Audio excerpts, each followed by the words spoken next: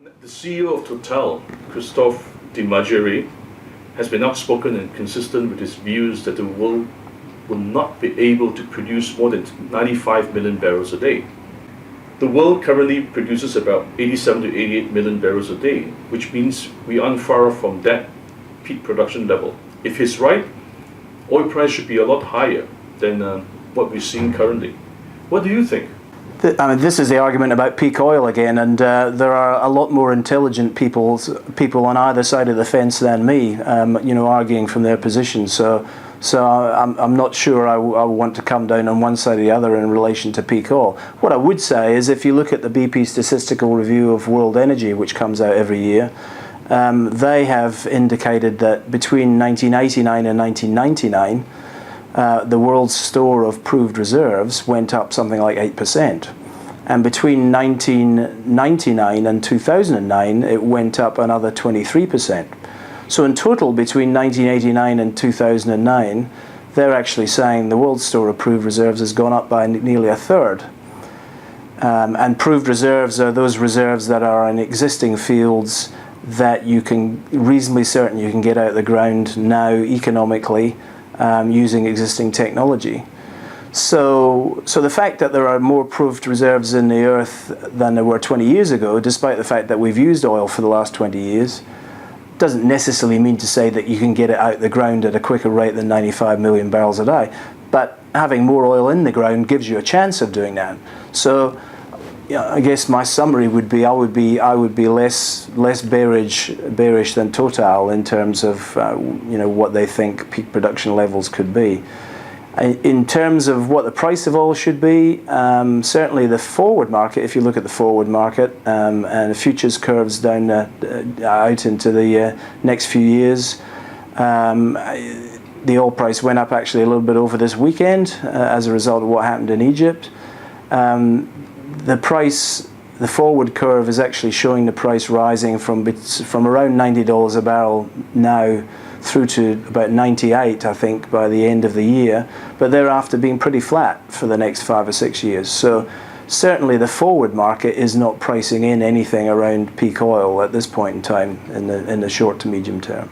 Can you tell us something about yourself, your company, and what you teach at Oxford Princeton?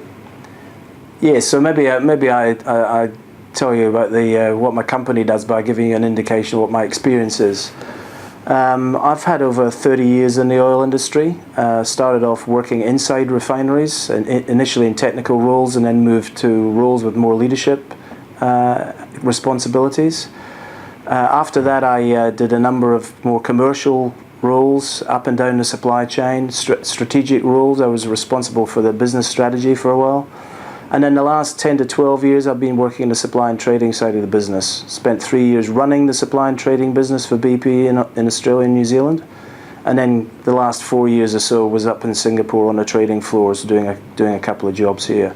So my experience spans all of the supply chain from the point where you get oil out the ground through to the bulk distribution of product into and through terminals.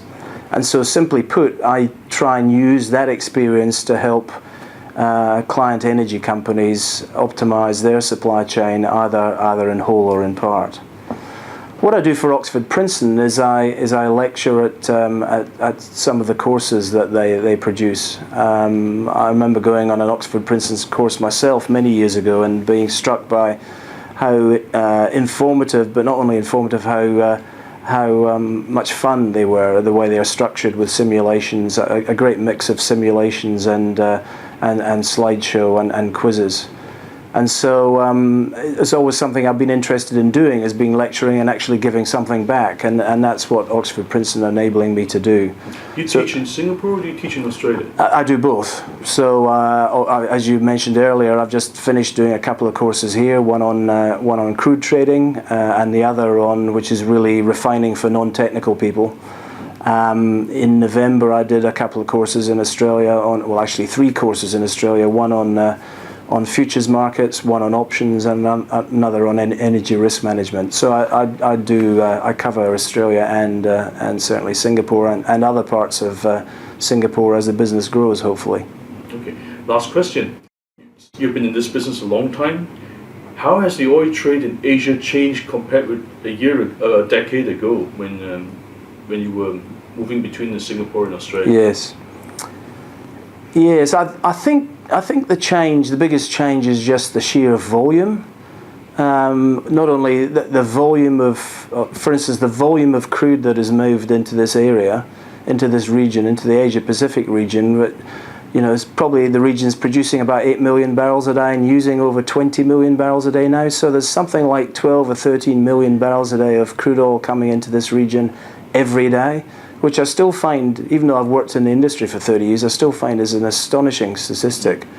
So I think just the sheer volume of trade, I think with that has come a lot more players in the marketplace. Some of the trading houses that a lot of new trading houses have entered the market.